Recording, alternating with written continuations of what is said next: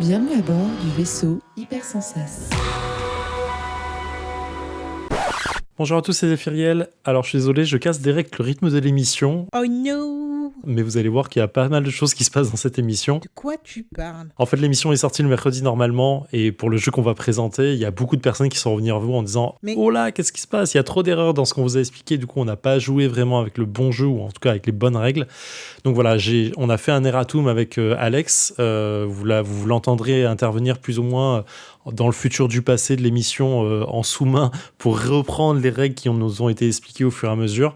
Mais voilà, donc on s'excuse. Merci à tous les tweetos qui nous ont remonté les erreurs de règles et les erreurs dans l'émission. Ça arrive, hein, on peut rien y faire. Voilà, bonne écoute à vous. Si vous connaissez le jeu, vous frustrez pas trop en écoutant les règles qui nous sont annoncées, c'est pas très grave. Mais voilà, je pense qu'on retestera le jeu avec AS chacun de notre côté pour se remettre peut-être le jeu en main et peut-être avoir une conclusion différente. Voilà, je vous fais des bisous, bonne écoute, ciao. Bonjour à tous et bienvenue dans Le Défaussé. Le Défaussé, c'est une émission qui va vous parler de jeux de société, de jeux de plateau, de jeux de cartes. Et en l'occurrence, aujourd'hui, on va vous parler de jeux de plateau, évidemment. Comme je viens de le dire, je suis accompagné pour cela de ma pote Alex. Hello! Comment vas-tu, Alex? Toujours aussi bien. Cool. Aujourd'hui, nous ne sommes pas tout seuls, bien sûr. Nous avons le plaisir, l'honneur et le privilège de recevoir Cassie. Que de privilèges. Salut. Tu vas bien? Ça va super. Tu es revenu pour la deuxième fois consécutive pour nous présenter un jeu. Quel est-il? Quel est-il? C'est Red Rising.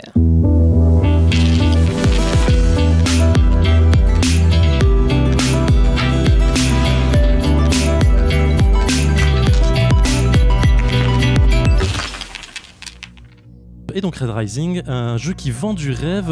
Est-ce que tu peux nous faire directement la petite fiche Wikipédia, comme on aime à la dire dans l'émission? Déjà, il faut savoir une chose, c'est que c'est un jeu qui est adapté d'un roman, enfin d'une série de romans de SF dystopique d'un certain Pierce Brown. Alors moi perso, je les ai pas lus, mais j'en ai entendu parler. Il paraît C'est que du c'est sympa. young adulte. C'est ça, Young Adult, et puis c'est un univers SF où t'as des castes et tout. Enfin bon, apparemment, il y a plein de gens qui connaissent. Donc c'est un jeu de cartes. D'accord. Créé par Jamie Stegmaier. Je suis toujours si nulle pour les noms, je m'en excuse. Alexander Schmidt, là ça passe mieux. Illustré par Jackie Davis, Miles Bensky et Justin Wang. Wow, et en plus c'est important parce qu'il y a beaucoup de jeux. C'est ça. Pourquoi il y a 3 illustrateurs? Parce qu'il y a beaucoup d'illustrations, parce qu'il y a beaucoup de cartes. Et donc c'est un jeu pour les plus de 14 ans, des parties de 1 à 6. Et oui, on peut jouer tout seul. Et pour environ 60 minutes chez Matago. Cool. De quoi ça parle et comment on y joue? Alors, comme je le disais, c'est adapté d'un roman de SF où ce qui se passe dans un futur dystopique où tu as un système de castes. Donc, comme souvent dans les castes, tu as les castes d'en haut qui dirigent et puis les castes d'en bas qui galèrent. Mm-hmm. Et donc, tu as je crois que c'est 12 maisons, un truc comme ça, donc avec un peu chacune sa spécialité. Et donc, c'est à ça qu'on va jouer, c'est-à-dire qu'on va récupérer des cartes des différentes maisons, on va essayer de faire des combos pour gagner le plus de points possible. Donc tu verras quand on va y jouer, sur chaque carte il y a tout qui est écrit, les points que tu gagnes tout de suite et les points que tu peux gagner. Tu as aussi des petits systèmes de potentiomètres à avancer, et donc ça fait un peu course aux points et c'est plutôt cool. D'accord, voilà, donc chacun va jouer sa caste? Ouais, non, en fait on va choisir une famille en tout début. Ouais. Parmi 5 familles disponibles, chacune a un petit pouvoir qu'elle peut débloquer dans une certaine condition. D'accord. Et ensuite, on va avoir accès à plein de cartes qui seront sur le plateau et il faudra choisir lesquelles on pose, lesquelles on récupère pour essayer de faire ces combos, puisque c'est les cartes que tu as en main en fin de partie qui vont compter. Et en gros, ces cartes, je me permets, vu que j'ai déjà joué plusieurs fois. Permets-toi, Alex. Je me permets, je suis dans T'es dans ton émission, tu as le droit. En gros, tu vas récupérer des cartes et en fait, ces cartes, c'est des personnages, mais ces personnages peuvent appartenir à d'autres maisons. En fait, ta maison, elle ne sert que pour ton pouvoir. D'accord. Mais ça veut pas dire que tu vas pouvoir récupérer que des cartes de ta maison. Ok. Et du coup, c'est quoi? C'est une forme de deck building featuring deck building, draft, course au point, avec un petit peu de... Et collection. Voilà, les collections. Mais qu'est-ce que tu racontes? Laisse-moi parler, ça va être mieux. Hello, c'est Alex du passé, du futur, enfin... Bref, c'est Alex. On a dit pas mal de bêtises dans ce podcast et dans cet épisode. Et donc, je vais essayer de remettre un peu d'ordre dans tout ça pour donner les bonnes règles. D'ailleurs, on nous a fait remarquer que ce n'était pas un deck building, mais plutôt un hand building, puisqu'en fait, il n'y a pas de deck, en fait. C'est un abus de langage. C'est vrai qu'on n'a qu'une main. Ok, d'accord. Comment on détermine la fin de jeu? En fait, comme je disais tout à l'heure, tu as plusieurs potentiomètres. D'accord. Et quand on a un qui arrive à 7, c'est... Disons que non, c'est pas ça. Ici, par exemple, ce qu'on dit est faux. Les conditions de déclenchement de fin de partie, ça va être plutôt quand les 3 conditions sont remplies par des joueurs différents. Donc, par exemple, la condition A va être remplie par un joueur, la condition B va être remplie par la joueuse B et la dernière condition va être remplie par la joueuse C. Voilà. Ou sinon, une autre possibilité pour mettre fin à la partie, ça va être qu'un seul joueur ou une seule joueuse, donc imaginons la joueuse C, remplisse 2 des conditions de fin de partie. Et là, on pourra lancer le dernier tour, finir le tour, Apollo va pouvoir jouer et ça annonce la fin de partie. D'accord. Le potentiomètre représente quoi ? Les pouvoirs, l'argent ? Alors en fait, tu as 4 colonnes. Chaque colonne a fait avancer un potentiomètre. T'en as un, c'est sur le voyage spatial, l'autre c'est sur l'influence. C'est pour récupérer des pierres. Un truc comme ça. Ouais, il y en a un, c'est influence, et l'autre, c'est récupérer des pierres. Voilà, Okay. Et quand tu as avancé sur un certain, ça arrête la partie. Et on continue. Voilà. Donc si tu as 7 vaisseaux qui ont... Enfin, si tu as avancé de 7... S'il y a un vaisseau qui a passé le potentiomètre 7, on arrête. S'il y a un joueur qui a plus de 5 ou 7... 7 de 7 joyaux rouges. Voilà, dans l'assemblée, pareil. Et les pierres, je crois que ça compte pas. Si, c'est ça. C'est 7 aussi. Enfin bon. D'accord. Et l'assemblée, c'est ? L'assemblée, c'est pareil. Tu vas mettre des gens au Sénat ou au Conseil ou je sais pas quoi. Tu vas mettre des jetons. Tout ça, c'est en à fonction toi. des 4 colonnes que tu as. C'est-à-dire que tu as 4 colonnes. Si tu en as 7... Dès que le 7, c'est le chiffre. Le chiffre clé, ouais, j'ai compris qu'il y avait un truc autour du 7. Ouais, donc, tu as ces 3-là.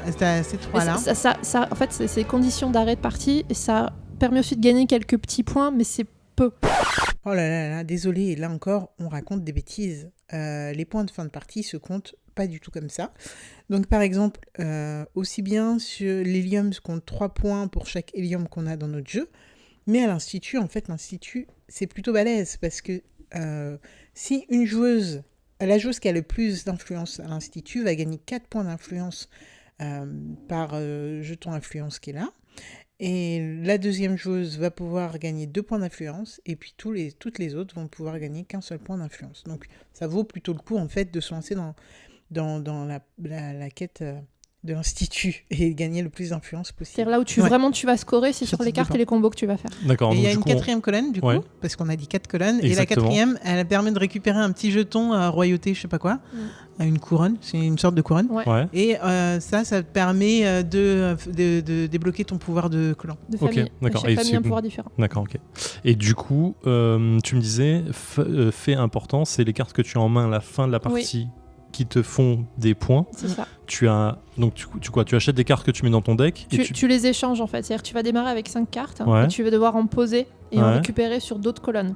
C'est-à-dire là où tu la poses, elle va avoir un effet d'élévation, je crois qu'ils appellent ça.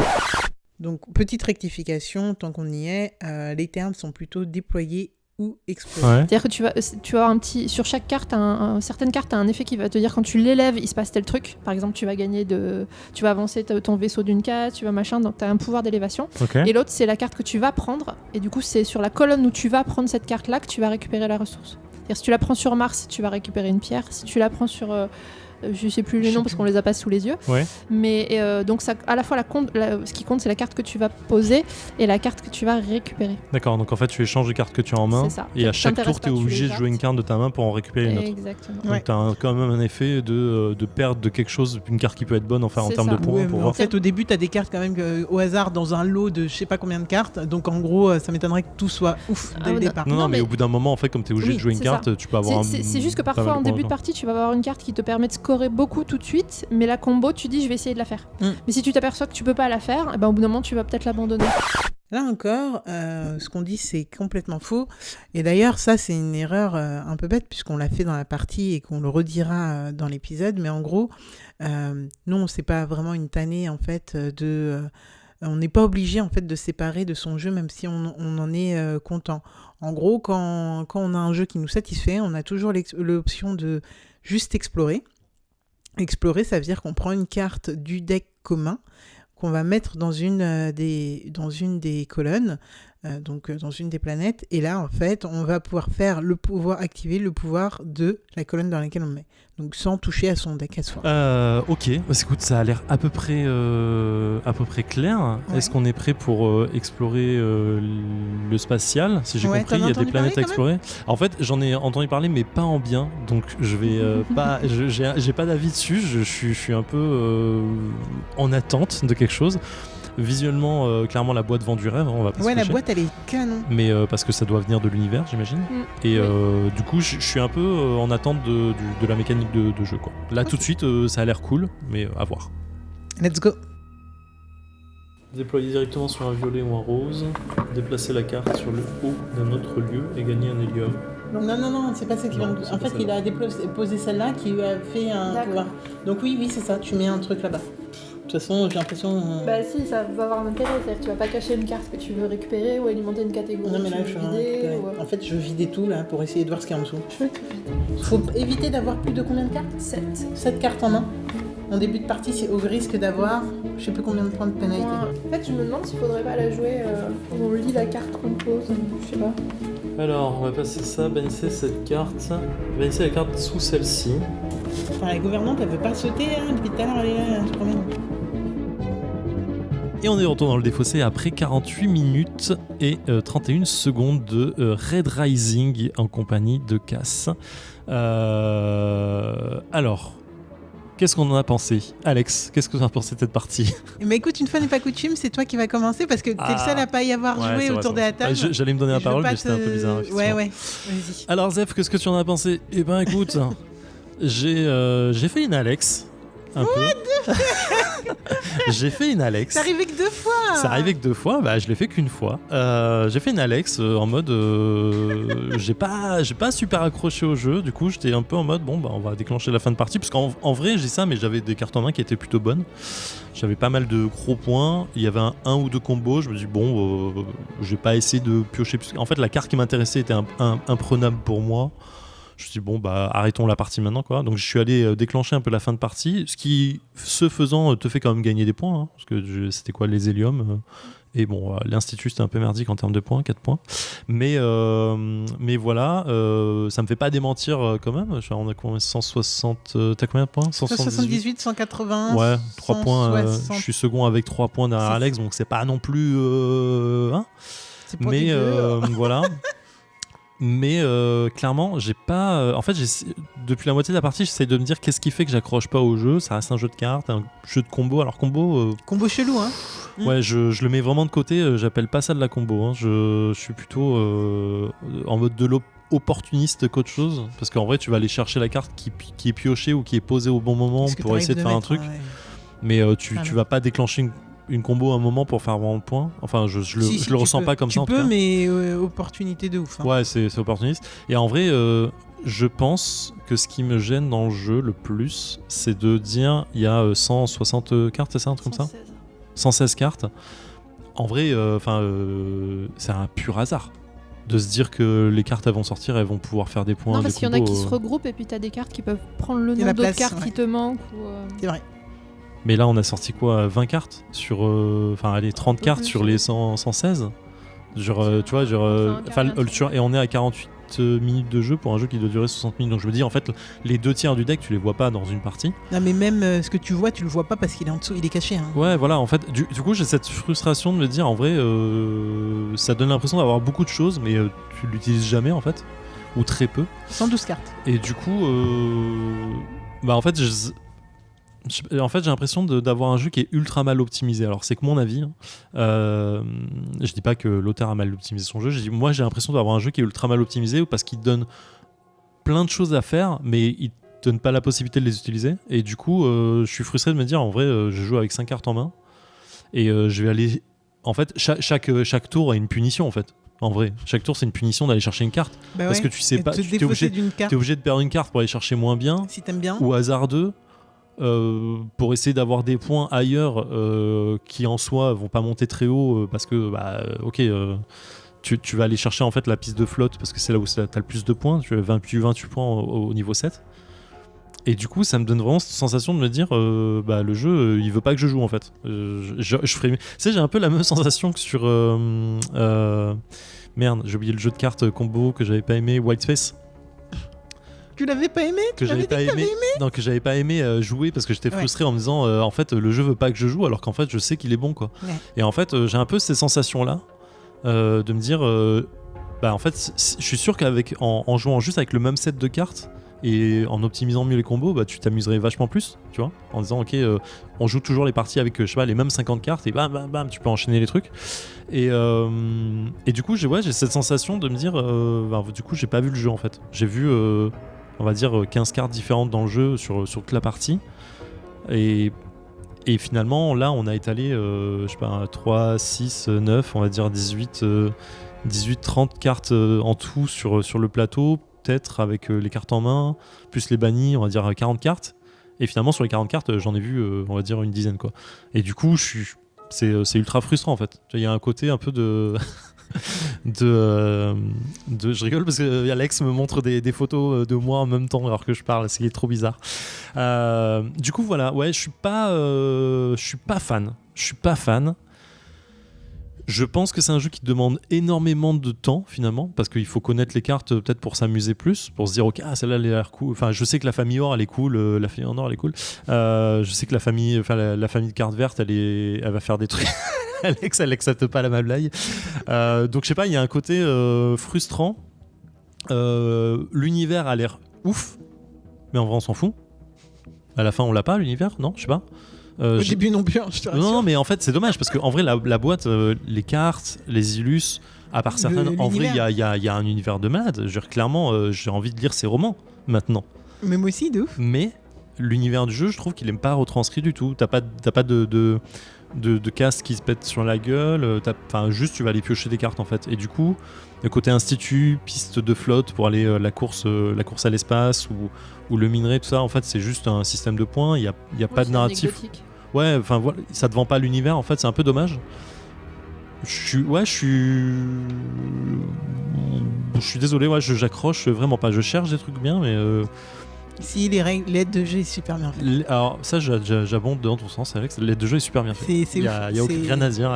Je crois que c'est la première. Les gens doivent prendre. Enfin, tout le monde doit prendre. Je sais pas vous, mais moi j'ai eu des centaines de jeux entre les mains. Je trouve que le livret des règles, toucher ce papier. Oui, mais ça c'est Matago. C'est la signature Matago. Non, du tout. C'est pas un J'ai plein de jeux Matago, il y a pas ça.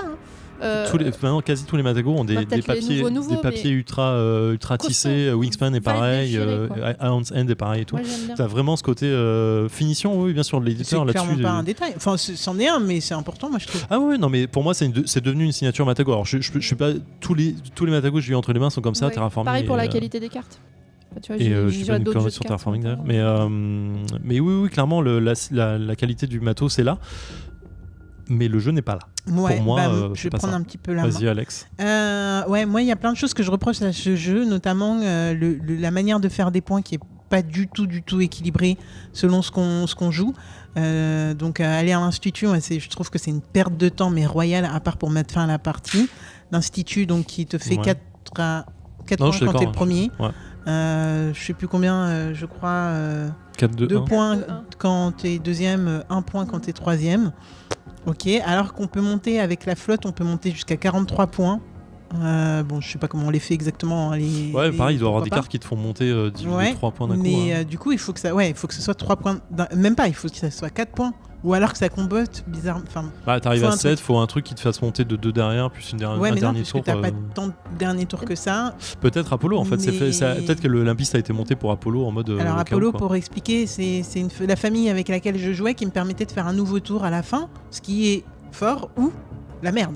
Quand on a optimisé son jeu pour un nombre de. Enfin, imaginons que je termine le jeu, ça veut dire que tout le monde rejoue. Et après, je rejoue, alors que j'ai terminé le jeu avec un truc qui me plaît, tu vois. Donc ça, je trouve ça vraiment bof. J'ai beaucoup de mal avec le fait qu'on est vraiment bloqué avec ce qu'il y a sur le plateau central et notre deck en main. Impossible de monter son deck en main. Enfin, Cassie, elle le fait à chaque fois. J'avoue que je ne sais pas comment tu fais parce que moi, j'y arrive jamais. Je commence avec 5, je termine avec 5. Et le plateau central, mais impossible de renouveler. Une fois qu'on est enlisé dans des cartes que personne ne veut et qu'on a vu 120 millions de fois passer, impossible de renouveler ce plateau du milieu. Et ça me... Ou alors, franchement, tu travailles pendant 100 ans, quoi. C'est surtout que si t'as une carte qui est bloquée en haut et que t'as 5 cartes dessus, elle est finie, quoi. Jamais tu vas la chercher. C'est quoi? C'est une carte qui t'a fait piocher une autre carte, ça? Ouais, d'accord. Du coup, c'était un effet de déploiement où quand je l'ai posé, il y avait marqué « Prenez la carte en dessous ». Ah oui, voilà, ouais, ça c'est Et cool. tu vas rechercher une autre carte. Et en fait, du coup, c'est la première fois, là, sur les 3 parties que je fais, c'est la première fois que je joue en mode...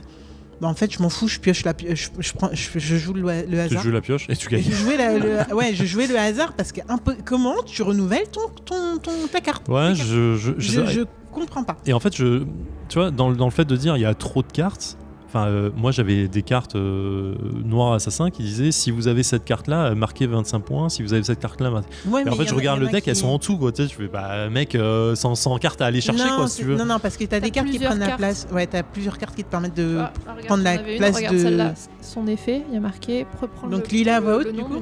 Vous pouvez considérer que cette carte porte le nom d'un autre personnage spécifique. D'accord. Donc t'as 2 cartes éventuelles. Moi j'avais et moi mine de rien, j'avais 2 cartes qui jouaient chacal. D'accord. J'aurais bien aimé avoir celle-là, quoi. Mais j'avais pas de chacal. Ah oui, t'as moi marqué j'ai pas de chacal.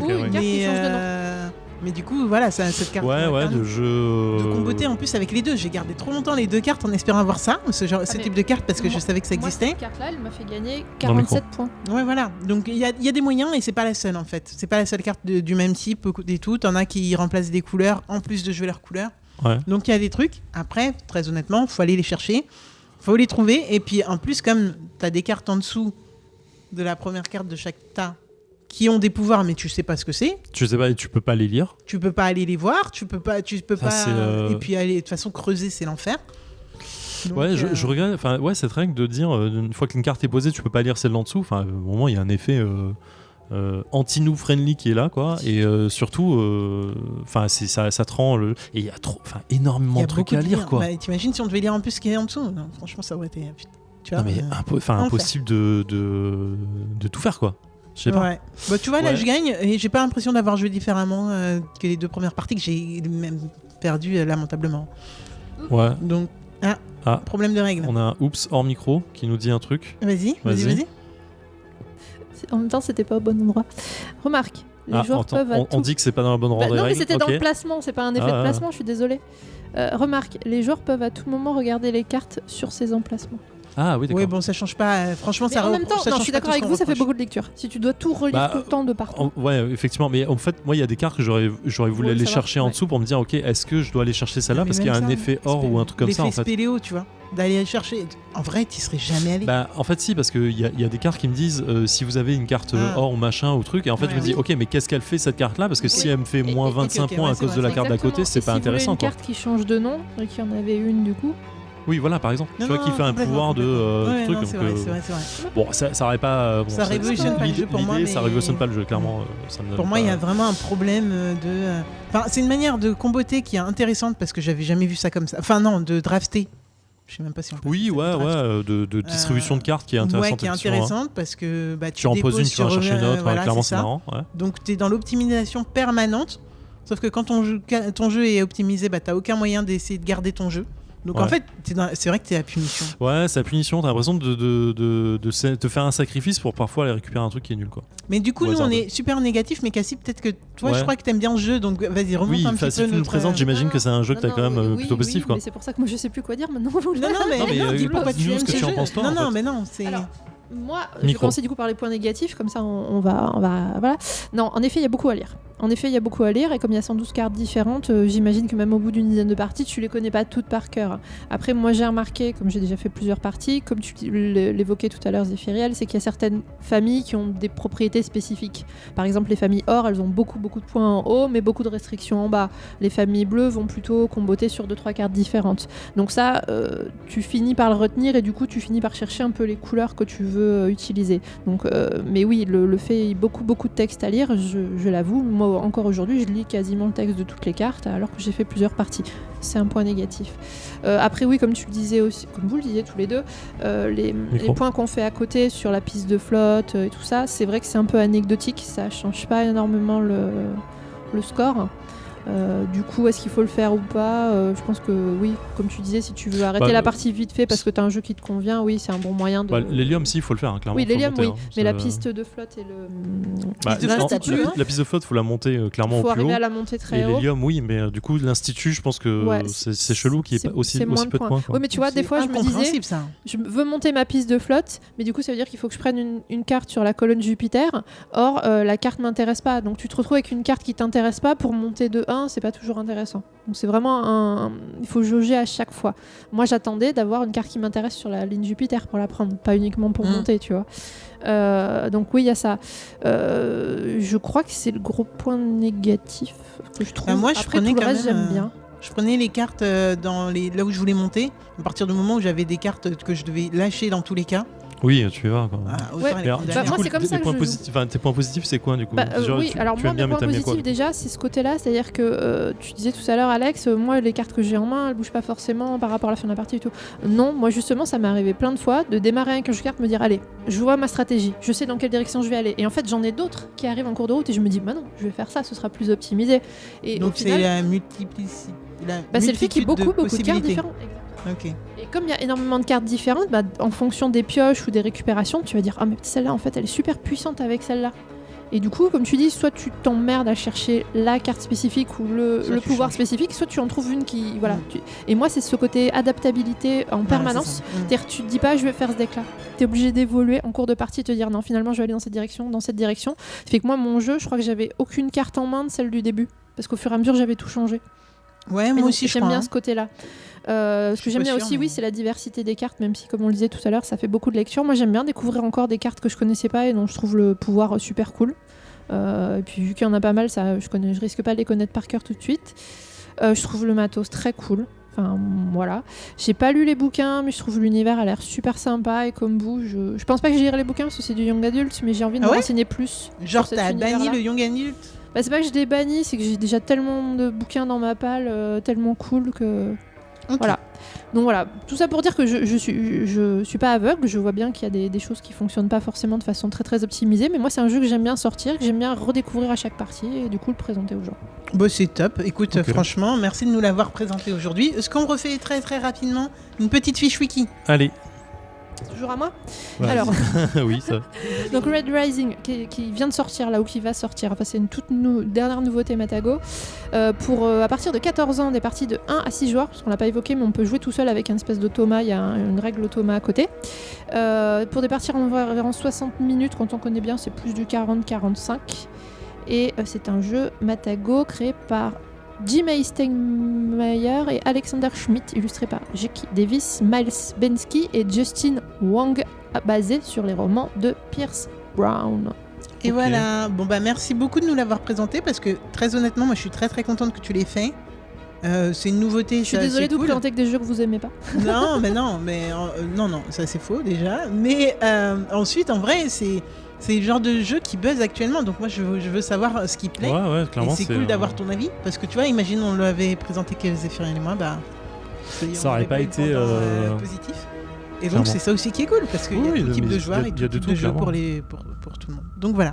Ok. Zéphiriel. Ma chère Alex. À la semaine prochaine. C'est toi qui se recommande. Cassie, tu reviens quand tu veux dans l'émission, et puis on te dit à très vite. Bye. Ciao. Et voilà, merci à celles et ceux qui nous ont fait remarquer ces erreurs, du coup.